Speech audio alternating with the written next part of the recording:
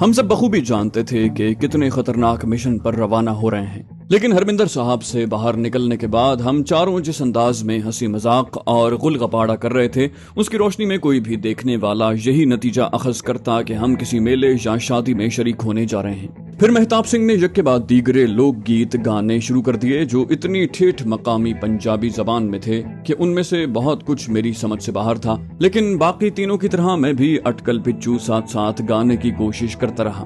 खुदा जाने मेहताब सिंह खुद गायकी से उकता गया था या शेरदिल सिंह ने उसे रोका था। बहरहाल बिलाखिर उसने खामोशी इख्तियार करके ड्राइविंग पर तवज्जो मरकूज कर ली। तभी सुखबीर ने उससे पूछा, क्या हम छाबा और दाबरजी कस्बों वाले रास्ते से तरन तारन साहब नहीं जा रहे?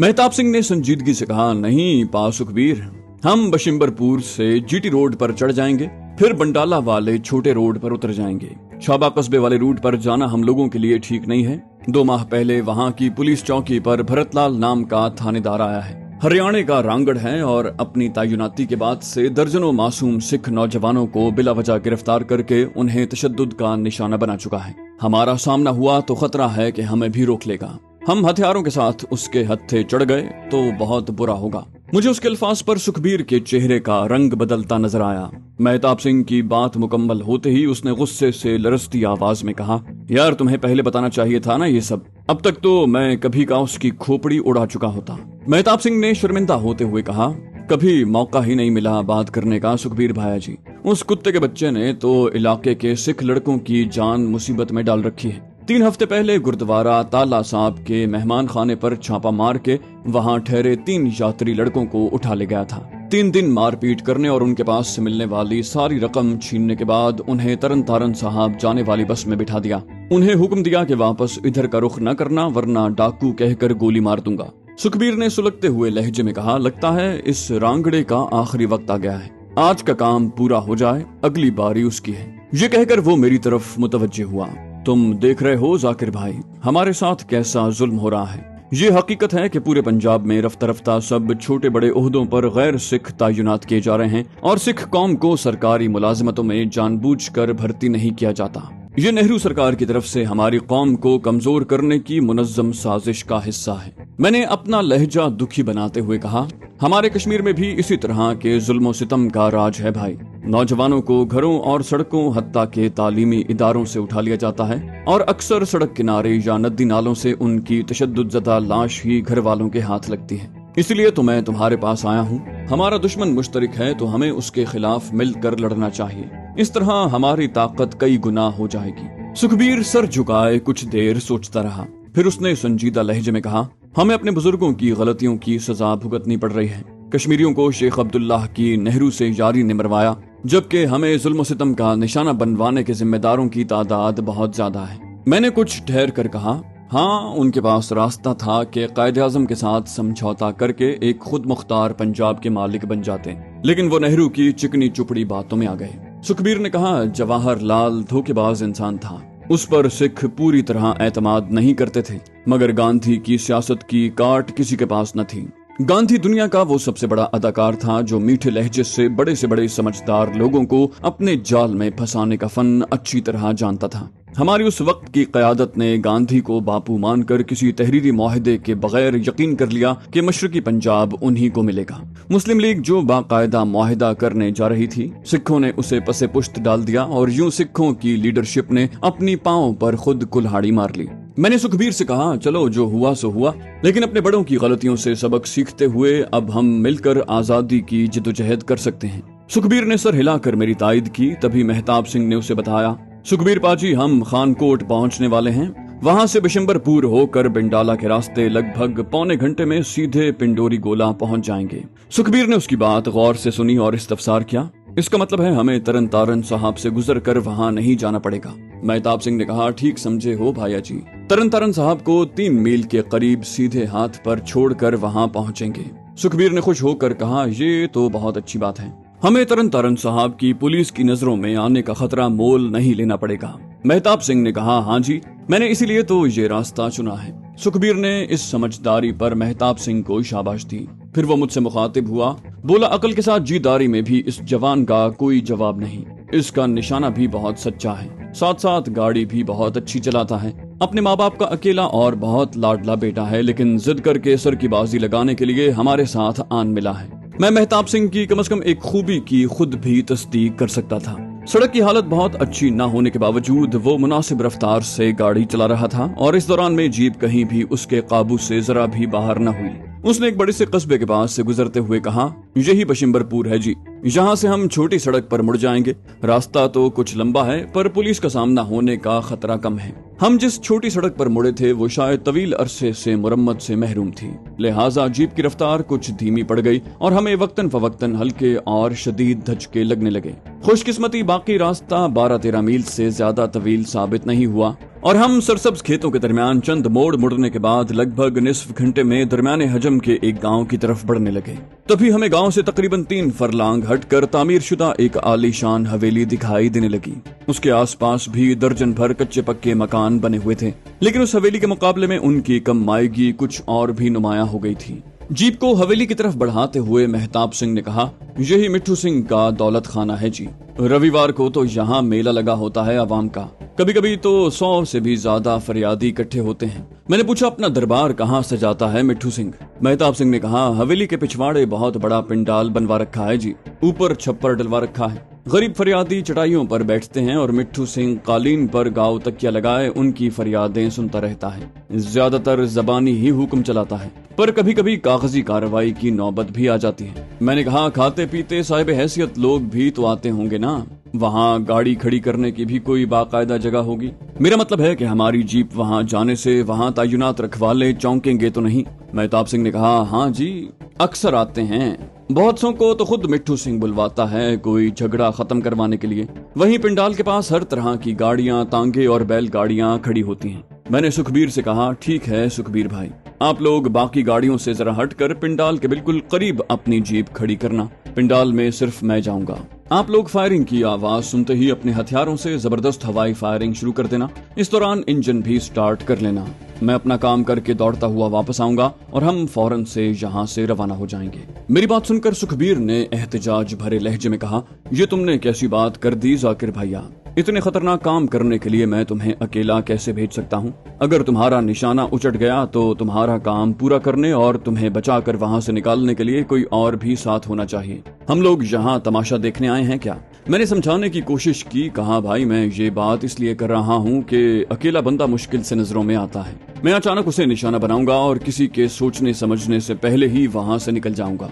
जितने ज्यादा लोग साथ होंगे वहाँ से फरार उतना ही मुश्किल हो जाएगा। सुखबीर ने मेरी बात से इख्तिलाफ किया। बोला, देखो भाई, तुम्हारा मंसूबा बुरा नहीं है, लेकिन जिन्हें भूलो कि वहाँ पुलिस वाले और मिट्ठू सिंह के कारिंदे भी रखवाली के लिए मौजूद होंगे। तुम उनमें से किसी की नजरों में भी आ सकते हो और वो तुम्हें पीछे से आसानी निशाना बना सकता है। तुम्हें कवर देने के लिए कम से कम एक बंदा साथ जरूर होना चाहिए। मैंने कहा, भाई मेरी इस तजवीज की एक वजह यह भी है कि मैं नहीं चाहता कि आप लोग नजरों में आओ।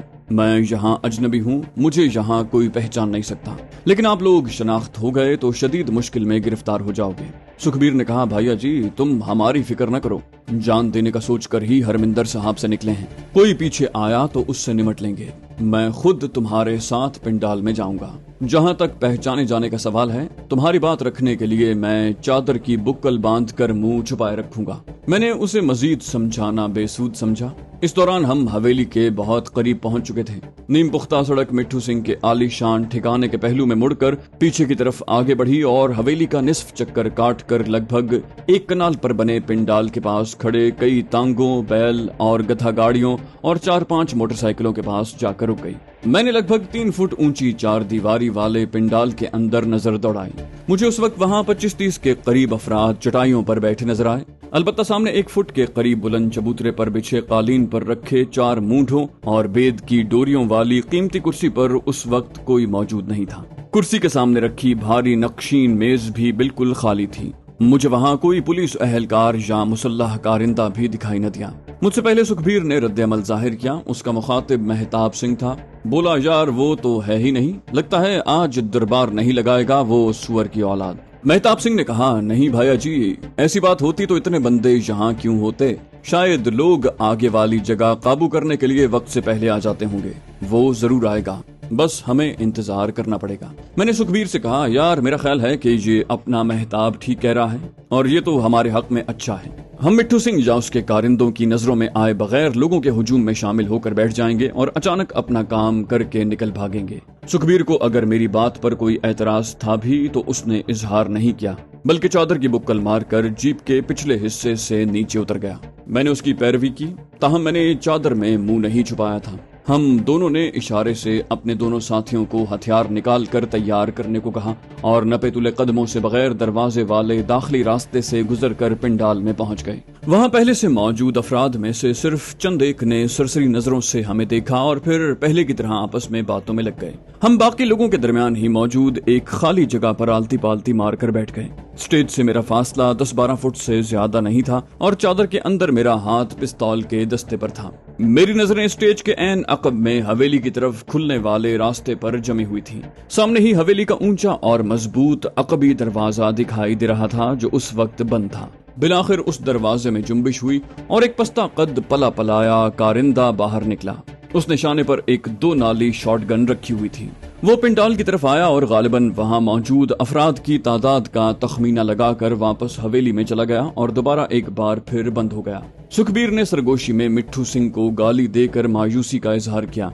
मैंने उसे तसल्ली दी कि ये अच्छी अलामत है, जल्द या बदेर मिट्ठू सिंह जरूर पिंडाल में आएगा। शायद वो लोगों की तादाद में मुनासिब इजाफा होने का इंतजार कर रहा है। उसने नीम दिली से मेरी तायद की। हमें इंतजार करते मजीद 1 घंटा गुजर गया, मगर मिट्ठू सिंह ने शक्ल न दिखाई। अलबत्ता उसका वही मुसल्लह कारिंदा इस दौरान 2 चक्कर लगाकर जा चुका था। इस दौरान वहां मौजूद अफराद की तादाद लगभग दुगनी हो चुकी थी और पिंडाल के पार्किंग लॉट में अब एक ट्रैक्टर का भी इजाफा हो चुका था। खुदा खुदा करके एक बार फिर हवेली का दरवाजा खुला और इस बार शॉटगन बरदार कारिंदे के अलावा 303 एनफील्ड 2 राइफल लटकाए 2 संतरी भी हवेली से बरामद हुए। उनमें से मिट्ठू सिंह का जाती मुहाफिज चबूतरे के करीब खड़ा हो गया, जबकि दोनों संतरी अकबी दरवाजे के पास बिछी एक बेंच पर बैठ गए। ताहम उन तीनों पर एक नजर डालने से अंदाजा लगाना मुश्किल न था कि उन्हें मिट्ठू सिंह की सलामती के हवाले से कोई अंदेशा नहीं है और वो महज रस्मी कार्रवाई पूरी कर रहे हैं। मैंने इस खुश उम्मीदी को बमुश्किल जहन से झटका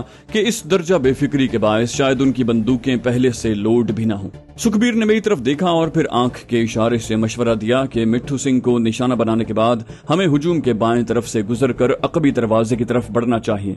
मैंने ही नजरों में उसकी तजवीज की तायद की, क्योंकि इस तरह शॉटगन बरदार कारिंदे और दोनों संतरियों के लिए हम पर बराह रास्त गोली चलाना मुमकिन न रहता और हम इस दौरान में उन 50-60 बदहवास लोगों की आड़ में छुपकर पिंडाल से बाहिफाजत निकलने में कामयाब हो जाते। मुझे यकीन था कि हम जैसे ही पिंडाल से बाहर निकलेंगे, तयशुदा मंसूबे के मुताबिक महताब सिंह हमें जीप का रुख सड़क की तरफ करके चलने के लिए बिल्कुल तैयार मिलेगा, जबकि शेरदिल सिंह भी सौंपी गई जिम्मेदारी पूरी करने के लिए मुस्तैद होगा। दरअसल हमें अंदेशा था कि मिट्ठू सिंह को ठिकाने लगाकर हमारे जीप तक पहुंचने के दौरान उसके मुहाफिज भी पिंडाल के अकबी दरवाजे तक पहुंच जाएंगे। शेरदिल सिंह और महताब सिंह को उनकी झलक मिलते ही अंधाधुंध गोलियां चलानी थीं, ताकि वो अकब से गोली चलाकर हमें निशाना बनाने में कामयाब होने पाएं। मेरी नजरें बार बार हवेली के खुले दरवाजे की तरफ उठ रही थीं। मिट्ठू सिंह के मुहाफिजों को अपनी ड्यूटी संभाले कई मिनट हो चुके थे, लेकिन उनके मालिक की आमद में न जाने क्यों ताखीर हो रही थी। मैंने एक बार फिर पिस्तौल के दस्ते को टटोला। मैं खौफजदा तो नहीं था, अलबत्ता उस तवील इंतजार ने मेरे आसाब जरूर कशीदा कर दिए थे और मुझे झुंझलाहट महसूस होने लगी थी। यकीनन कुछ ऐसी ही कैफियत सुखबीर सिंह की भी रही होगी। बिलाखिर 60-65 साल का एक पस्ता कद स्याहफाम शख्स हमें हवेली के दरवाजे से निकलता दिखाई दिया। उसने कैनवस का एक बस्ता बगल में दबा रखा था। मुझे मिट्ठू सिंह के जो कवायफ बताए गए थे, उनकी रोशनी में ये नौवारिद शख्स मिट्ठू सिंह नहीं हो सकता था। अपने अंदाजे की तस्दीक के लिए मैंने सुखबीर की तरफ देखा। उसने आंख के इशारे से मुझे पुरसुकून रहने को कहा। वो शख्स मिट्ठू सिंह न सही, उसका कोई मोतमिद जरूर था, क्योंकि इसे देखते ही दोनों संतरी और शॉटगन बरदार जाती मुहाफिज मुस्तैद हो गए थे। मैंने देखा शॉटगन बरदार अब हवेली के दरवाजे की तरफ जा रहा है। फिर वो पिंडाल के अकबी दरवाजे के पास अटेंशन खड़ा हो गया। फिर मैंने मिट्ठू सिंह को हवेली से बरामद होते देखा। उस पर नजर पड़ते ही हुजूम में हलचल सी मच गई।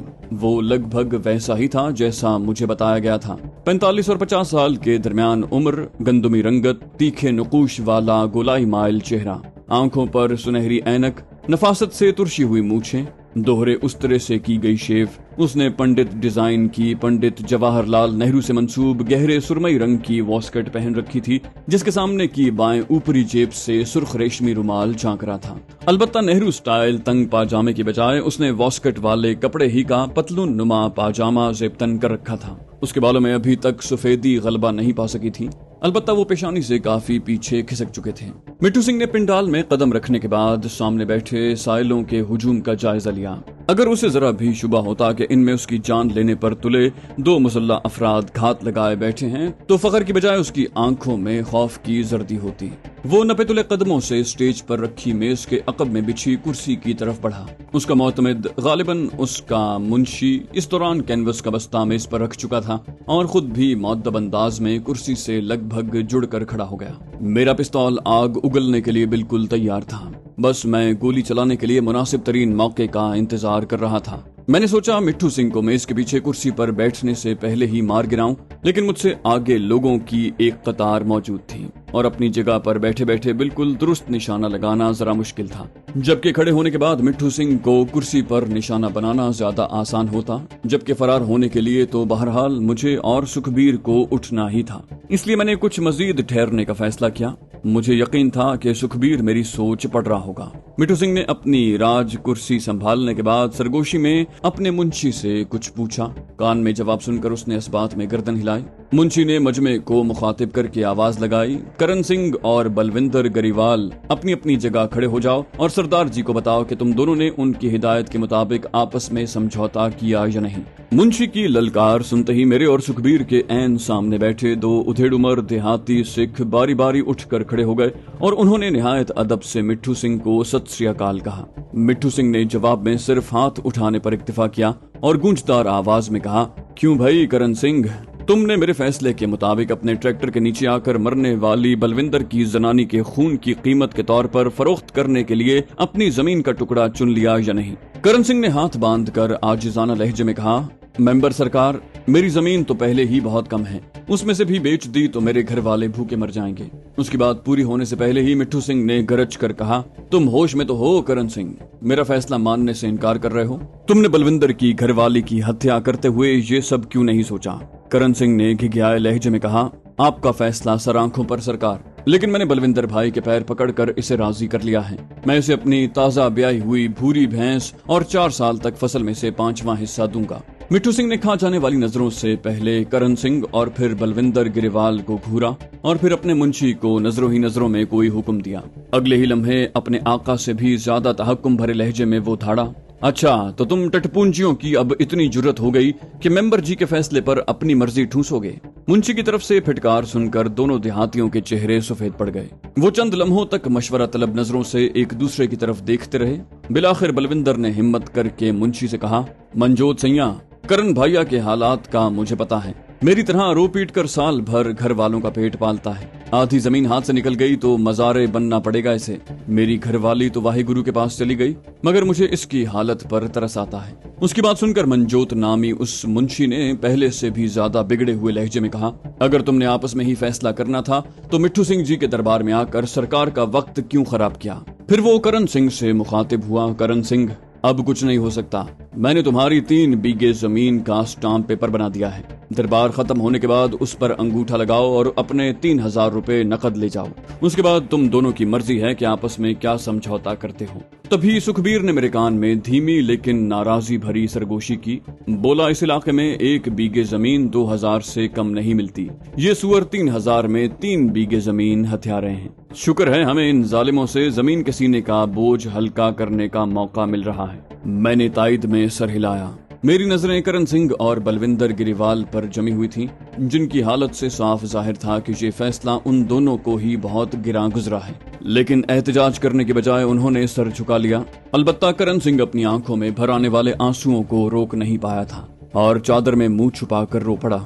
यही वो वक्त था जब मैंने अपना पिस्तौल निकालकर चादर के अंदर ही उसका चैम्बर खींचकर गोली लोड कर ली।